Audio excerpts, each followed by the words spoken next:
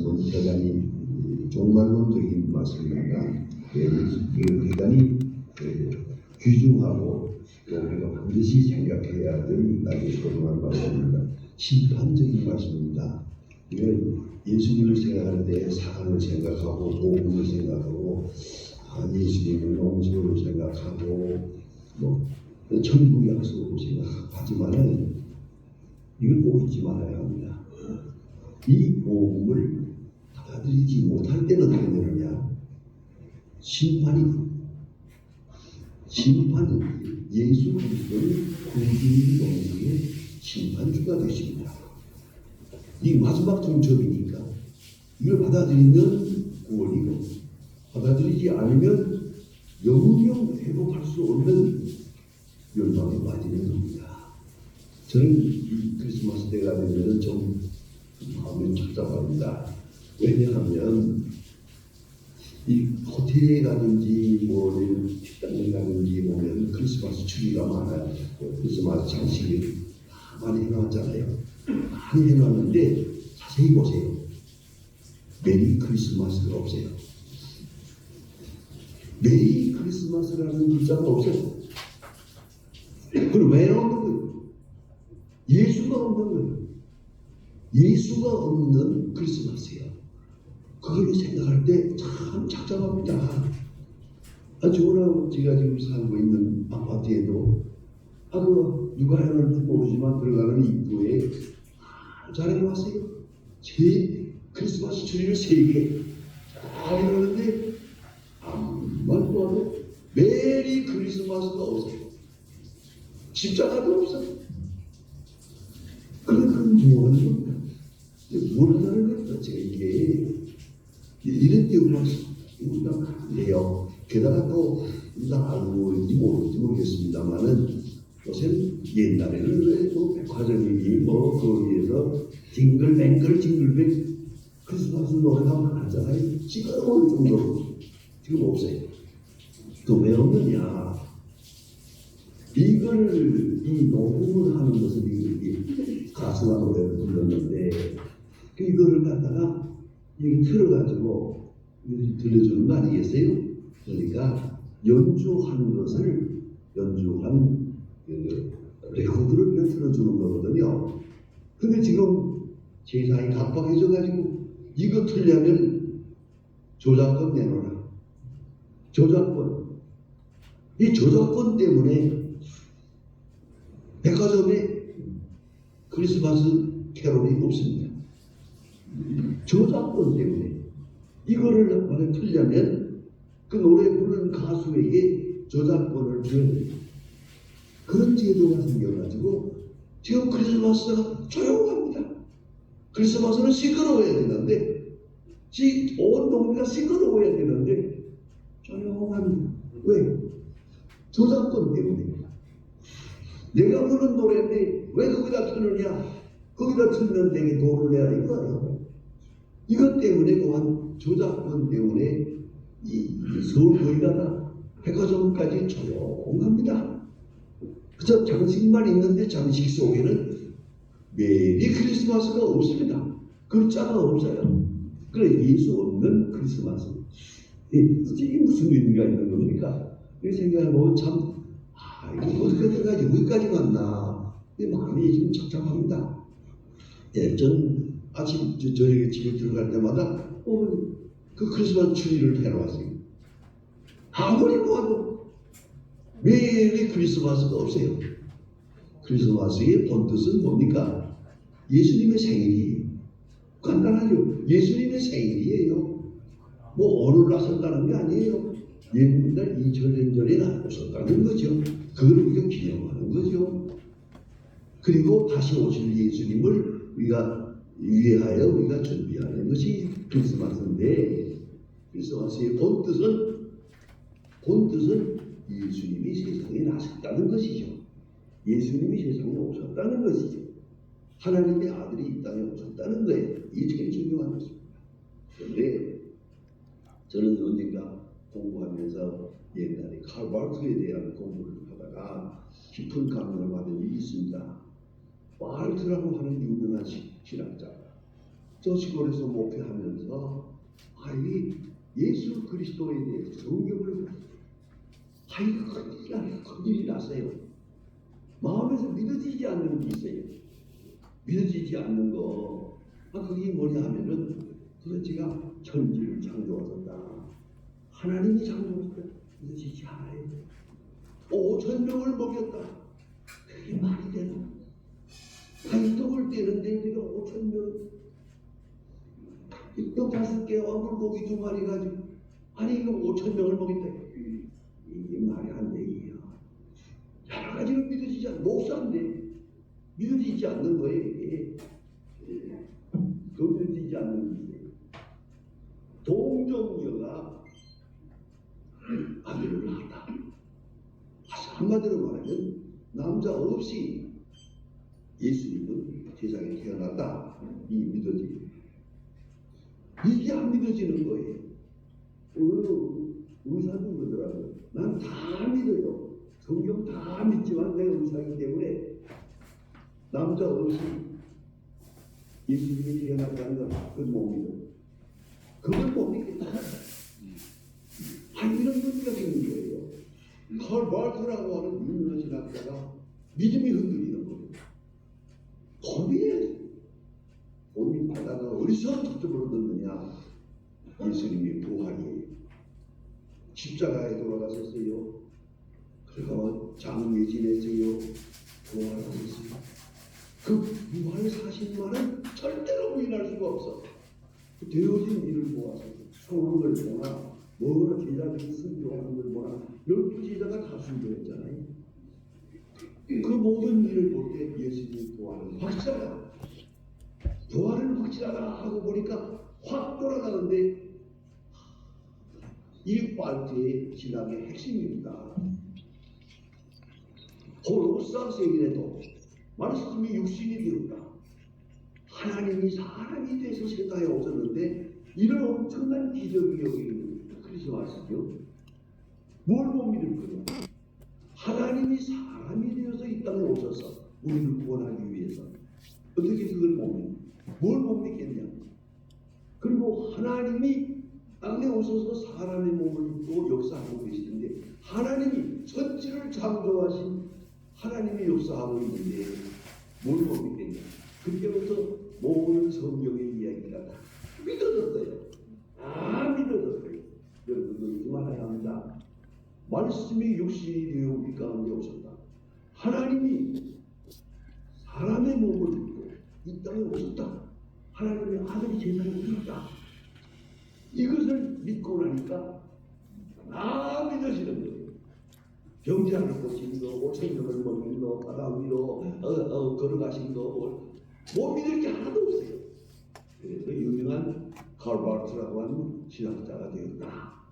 그 수기를 제가 보면서 깊은 감명을 받았습니다. 여러분, 크리스마스라고 하는 것은 핵심이 뭐냐? 홀로사스에게도 말씀이 육신이 되었다. 말씀이 하나님의 이 땅에 오셨다. 그런 엄청난 의미가 있는 겁니다. 그런데 오늘 본문에 주신 말씀은 종말론적입니다. 예수님께서 이것을 비유로 잘 말씀해 주셨습니다. 이 비유가 굉장히 중요합니다. 심지어는 어떤 학자들은 그래요. 예수님이 이 비유 말씀하신 것 때문에 십자가에 돌아가셨다. 왜요? 바리새인들 서기관들 이 당시의 고관들이 비유를 사용했어요. 정면 충돌을 했어요.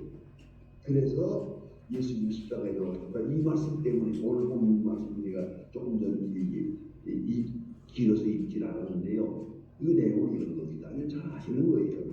어떤 돈 많은 사람이 포도원을 만들었다. 예수님이 하신 말씀입니다. 이건 종말론적인 메시지입니다. 그리고 포도원을 만들고 농부들에게 세를 주었다. 요만큼은 내가 농사해라. 요만큼은 네가 농사해라. 여러 사람에게 그 나누어서 세를 주고 한국에 갔다. 제철이 돼서 지금쯤은 포도를 딸 때가 되겠구만 해서 포도를 추수한 것으로 때가 되기 때문에 그 가서 세를 달라고 사람을 보냈다. 종을 보냈다. 했더니 이 사람들이 생각하기를 이 포도원 주인은 지금 멀리 가 있는데 이 사람이 종이 와서 지금 이걸 대신 달라고 하니까 이 사람만 죽여버리면 이 포도원이 우리가 될 거다 생각하고 그 종을 죽여버렸어요. 그 주인이 보낸 종을 죽여버렸어요. 그 다음에 또 종을 또 보냈어요. 또 보내고 또 보냈는데 맨 마지막에 그 주인이 생각하기를 이거 아주 나쁜 사람들이구만 안 되겠는데 생각하고 마지막 통첩을 합니다. 이게 종말론입니다. 마지막 통첩이 뭐냐? 아들을 보냈어요. 아들을 보내면서 생각하기를 그래서 종의 말은 안 들었지만 아들의 말은 들을 거다. 내가 아들은 내 대신이니까 아들의 말은 들을 거라 생각하고 아들을 보냈다 했더니 이 농부들이 생각하기를 이 사람은 상속자다. 상속자. 주인은 죽으면 이 사람의 것이 되는 건데 이 상속자인데 이 사람까지 죽여버리면 이 포도원이 우리 것이 될 것이다 생각하고 그 아들을 죽였다. 주인이 올 때 어떻게 하냐? 주인이 돌아와서 어떻게 하냐? 아들까지 죽인 이 농부들을 그래서 저들을 전부 진멸하고 그 포도원을 다른 사람에게 주었다. 이 이야기예요. 이런 이야기를 예수님이 하셨어요. 그 비유이기도 하지만은 그 속에 메시지가 있잖아요. 너희들이 나를 죽일 거다. 선지자를 보내고 선지자를 천년 동안 보냈지만은 말을 안 듣는 거예요. 이제 마지막으로 아들을 보내 직접 홀로고사스에게도 말씀이 육신이 되어 아들을 보냈다. 아들의 말은 들을 줄 알았는데 그 아들을 죽여버렸다. 그러면 어떻게 되겠냐? 그러면 결과가 어떻게 되겠냐? 예수님이 말씀하셨어요. 이건 전면적으로 바리새교인을 하는 거거든요. 제사장과 바리새교인을 통해서 너희들이 나를 죽이려고 하는구나. 너희들이 나를 죽이고 난 다음에는 하나님께서 진노하사 너희들을 진멸할 것이다. 이 예루살렘이 망했잖아요. 진멸해서 오늘까지 예루살렘이 저 고생각하는 이유가 예수를 십자가에 못 박고 죽게 하는 거 아닙니까? 여러분 그거 아셔야 됩니다. 우리 미국에 가면은 흑인들이 많잖아요. 한 15% 됩니다. 5% 되고 85%가 백인인데 백인도 흑인이 있는데 흑인들은요 이상하게 말이에요. 이상하게 유대 사람을 미워해요. 유대 사람하고는 그냥 원수예요. 어떻게든지 원수예요. 이거는 유대 사람하고 왜 원수가 되느냐? 그 참 어이가 없죠. 예수를 십자가에 못 박은 놈들이다 이래요. 아니 그건 이스라엘들이 된 얘기가 아닙니까? 그러나 자가 예수를 십자가에 못 박은 자의 후손이라고 해가지고 이 흑인들은요 유대 사람하고 전쟁 관계 안 합니다. 되게 미워합니다. 그런 전이해라든가 잘못된 생각은 있을 수가 있죠. 하지만은 꼭 잊지 말아야 합니다. 예수를 십자가에 못 박았어요. 그 때문에 유대 사람들은 지금까지 2000년 동안 그런 죽음을 했습니다. 더구나 저 보금주의자들 그렇게 해석을 합니다. 히틀러가 600만을 죽였잖아요. 그 상상도 못해요. 여러분 가보셨습니까? 저는 폴란드에도 가봤지만은 특별히 미국에도 있습니다. 그게 기념관이 유대 사람들 600만을 죽인 기념관이 미국에도 있습니다. 그럼 가봤습니다. 생각해 보세요. 아니 우리가 지금 6.25 전쟁이라고 하죠. 그 3년 동안 전쟁을 했는데 국민은 한 100만 명이고요. 일반까지 다 해서 300만입니다. 300만이 죽었습니다. 그런데 이거는 전쟁도 아니에요. 멀쩡하게 사는 사람들을 하나씩 데려다가 죽였어요. 가스불에 넣어서. 그게 얼마나 600만이 있을 수가 상상도 할 수가 없어요. 한대원에 들은 그 마음만에 가서 보고 기억만 보면서 몇 번 물어보면 이게 정말 아직도 그리고 그 현상을 참고 600만이라는 유대 사람 멀쩡한 사람들을 전부 잡아다가 가스체물에 넣어서 죽였어요. 히틀러는 잘못한 거죠. 하지만은 한번 다시 생각해 보세요. 이 히틀러 혼자 할 수 있는 일입니까? 절대 아니에요. 절대 혼자가 아니죠. 그 군인이 있고 하수인이 있고 그 위에 일하는 사람 이서 가지고 된 일 아니겠어요? 그리고 말하면 돈 사람 전체가 그런 마음이었다는 거죠. 그렇게 생각해야지 히틀러 혼자의 생각으로 이게 가능했던 게 아니거든요. 어쨌든 600만이라는 유대 사람이 억울하게 무참하게 죽었습니다. 이걸 복음주의자들은 말합니다. 예수를 십자가에 못 박은 죄. 예수를 십자가에 못 박았기 때문에 오늘 본문에 있잖아요. 그 주인이 올 때 어떻게 하겠느냐? 와서 진멸할 것이다. 아들을 죽인 아들의 말은 들으리라 하고 보냈는데 그 아들을 죽여버린 그 농부들을 진멸할 것이다. 그런 거 아니에요. 이게 오늘 본문의 말씀입니다. 그리고 예수님은 이것을 요약해서 딱 한마디로 말합니다. 사람이 돌 위에 집을 지으면 돌로 위에 산 집을 반석 위에 지은 집과 같죠? 반석 위에 집을 짓는 것처럼. 예? 그런데 돌이 사람에게 떨어지면 진멸하리라. 그러니까 예수님은 이걸 돌로 말했거든요. 반석이요. 돌 위에 서면 생명을 얻고 돌을 배반하면 돌이 사람에게 떨어지면 사람이 죽죠. 그것이 심판의 말씀이에요. 그런 거로 믿지 말아야 합니다. 예수 그리스도의 복음은 은혜의 복음이요, 사랑의 복음이요, 긍휼의 복음이지만은 믿는 사람에게 복음이고 이거를 배역하는 사람에게는 심판이 무서운 심판이에요. 종말론적 심판입니다. 지옥으로 떨어지는 심판입니다. 그거 잊지 말아야 합니다. 그래서 예수를 복음으로 생각하고 낭만적으로 생각하고 예수님은 사랑이고 복음이요 사랑의 아버지 그 사랑을 받아들이는 자에게는 사랑이지만 이 사랑을 거역하는 자에게는 심판입니다. 심판입니다. 이것을 우리가 꼭 잊지 말아야 합니다. 예수님께서 이 마태복음 7장에서 말씀하시기를 반석 위에 집을 짓는 사람에 대해서 말씀하셨습니다. 그 사람이 집을 지을 때 모래 위에 짓느냐 반석 위에 짓느냐. 모래 위에 집을 짓는 거 쉽죠. 반석 위에 집을 짓는다는 건 어렵죠. 그런데 사람들이 모래 위에 집을 지었다가 다 무너진다. 창수가 나고 비가 오면 다 무너지고 반석 위에 집을 지으면은 비가 와도 창수가 나도 끄떡하지 않는다.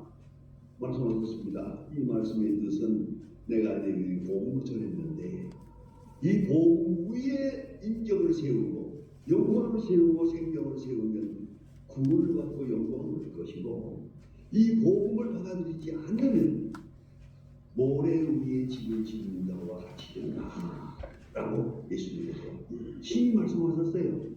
이것 오늘 이 본문 말씀은 그러면 대단히 중요한 말씀입니다. 내가 반석 위에 집을 짓느냐 아니면 집을 짓지 않고 이걸 배반했다가 반석이 그 바위가 우리 머리 위에 떨어지는 거예요. 그 심판이죠. 그러니까 예수 그리스도를 영접하는 자에게는 복음이요, 예수의 복음을 영접하지 않는 자에게는 예수는 심판입니다. 마지막 통첩이니까. 마지막 통첩이거든. 예수의 복음은 마지막 통첩이에요. 이것까지 거역하면 그는 심판을 면할 수가 없습니다. 그것이 예수님의 아주 간곡한 말씀입니다. 그런 거로 복음을 잘 이해하고 받아들여야 합니다. 복음을 볼 때, 성경을 볼 때 칼바르트에게만 복이 있는 게 아닙니다. 많은 종들 가운데도 보면 성경을 보지만은 그거 믿을 수가 없어. 그 믿어지지 않아. 5,000명을 먹였다. 죽은 자가 살아났다. 문둥이가 깨끗해졌다. 하나님을 고요하게 했다. 여러분 생각하십니까?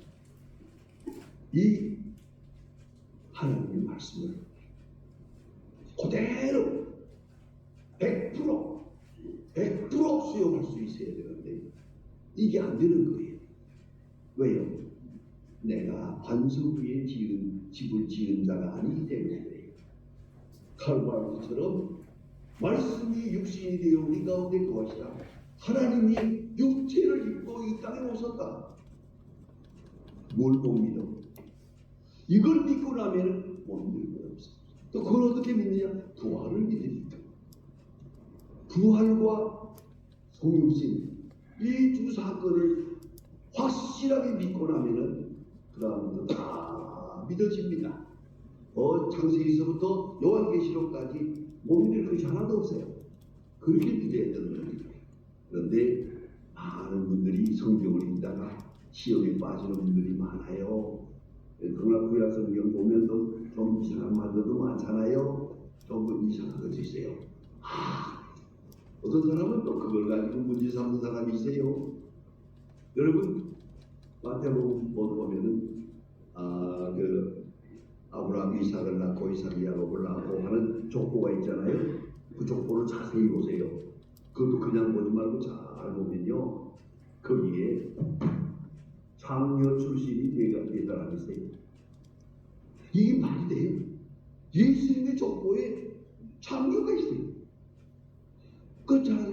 난 어렸을 때도 그 장녀를 보다가 깜짝 놀랐습니다. 족보를 가만히 보세요. 다윗이 우리아의 아내에게서 솔로몬을 낳고 있어요. 이게 말이 돼요? 우리 일반 상식으로도. 내 아내지, 다윗의 아내지 왜 우리아의 아내예요? 그러나 본래는 우리아의 아내였어요. 그것을 뺏어서 자기 아내를 만들었죠. 다윗이 우리아의 아내에게서 솔로몬을 낳고 어떻게 그 아들이 메시아예요? 우리아의 아들. 이건 있을 수가 없는 거예요. 그러고 자세히 보면은 정국이 있습니다. 창녀도 있어요. 예수님의 족보 가운데 창녀가 있어요. 네 사람. 이런 거야 뭘 말하는 겁니까? 그게 복음이죠. 이게 복음이에요. 이게 그리스도의 역사예요. 말씀이 육신이 되어 우리 가운데 오신 그 사건을 이렇게 말하고 있어요. 그러므로 여러분 그 쉬운 말로 말하는 성경을 몽땅 믿어야 돼요. 이건 잊지 말아야 돼요. 전적으로 믿어서 해야 돼요. 믿어지지 않는다면 이건 문제가 있는 거예요. 어디서부터 시작하느냐? 칼바르트의 논리대로 부활부터 부활은 확실했거든요. 그 다음에 크리스마스예요. 육체를 입으시고 하나님의 아내가 오셨어요. 우리는 부활한 위에 오셨어요. 이것을 예수께서 비유로 이 포도원 비유를 말한 거예요. 포도원 농부 비유를 말한 거예요. 종을 보내다가 마지막에는 아들을 보냈다. 아들의 말을 들을 거라 하고 보냈더니 아들을 죽여버렸대. 자, 이제 어떻게 하겠느냐? 아들을 죽인 농부들 어떻게 하겠어요? 그건 당연한 일 아닙니까? 그들에게 대한 심판은 우리가 생각해야 됩니다. 복음은 귀한 것이요, 사랑은 귀한 것이요. 그러나 사랑을 거역하면 용서받을 수가 없어요. 자, 우리가 하나님이 우리를 향해서 사랑한다, 거역할 수 있어요. 우리를 용서한다, 그것까지 거역하면 길이 없는 거죠. 이젠 길이 없는 거예요. 그런 거로 예수님께서 말씀합니다. 이 돌 위에 떨어지는 자는 살 것이고 돌이 그 위에 떨어지면 죽을 것이다. 반석 위에 집을 지어라. 내가 전한 이 복음, 이 바위, 이 백수라, 이 바위 위에 말씀 위에 굳게 서라. 말씀을 전적으로 아주 100% 구절구절 아멘으로 받을 수 있는 그런 신앙을 가져야 됩니다. 그저 성경을 읽다 말고 이거 마음에 안 들어, 이건 잊을 수 없어, 적어놨다가 저쪽다가 교회 다니면서도 이렇게 이런 신앙 가진 사람 많아요. 부분적인 신앙, 의심이 많은 신앙, 아직도 흔들리는 신앙, 확실하지 못한 신앙, 그런 데 말씀이 육신이 되어 우리 가운데 오셨어요. 하나님의 아들이 사람의 몸을 입고 우리를 구원하기 위하여 이 땅에 오셨어요.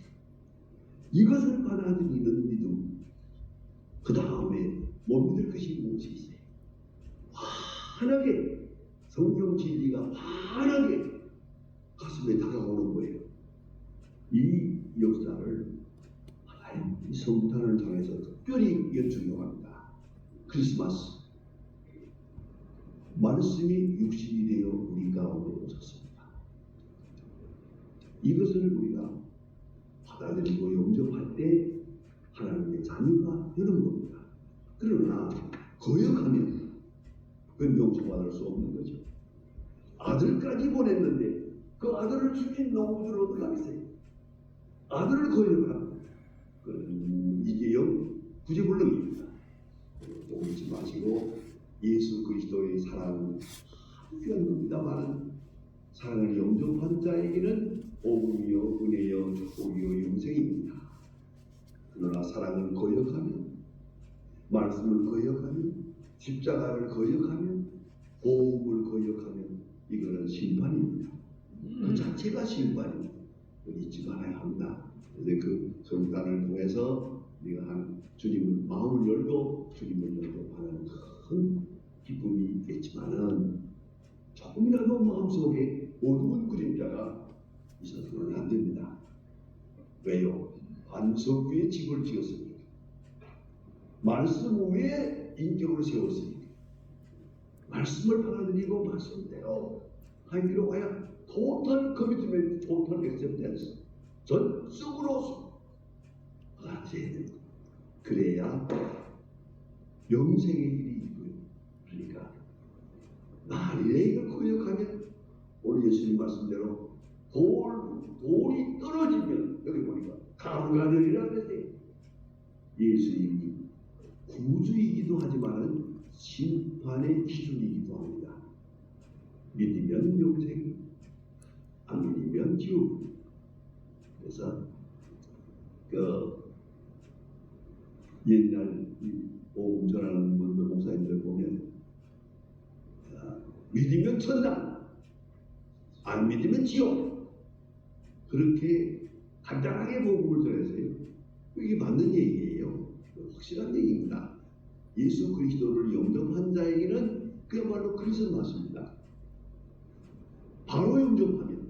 그러나 예수 그리스도를 영접하지 않으면 어떻게 되겠습니까? 이거는 구제받을 수 없는 심판을 받게 되는 겁니다. 대단히 중요한 말씀을 오늘 본문에서 보게 됩니다. 기도하십시다. 하나님 아버지, 우리에게 복음을 주시고 성탄을 주시고 성탄의 기쁨을 주시고 주를 영접하는 마음을 주셔서 이렇게 즐거운 마음으로 성탄의 기쁨을 다시 한번 맞이하게 됨을 진심으로 감사합니다. 원컨대 믿음 위에 믿음을 도와서 우리 마음속에 조금 더 어두운 그림자가 없게 하시고 성경 말씀이 육신이 되어 우리 가운데 오신 주님을 바라보며 주께서 하신 모든 말씀과 사역을 전적으로 수용하고 받아들이고 믿고 따르고 순종하면서 성탄의 기쁨과 선유신 되신 주님으로 인한 영생의 기쁨을 오늘도 다시 감격하며 찬양하며 주께 영광을 돌릴 수 있는 진실한 하나님의 자녀들 되게 하여 주시옵소서. 예수님의 이름으로 기도합니다.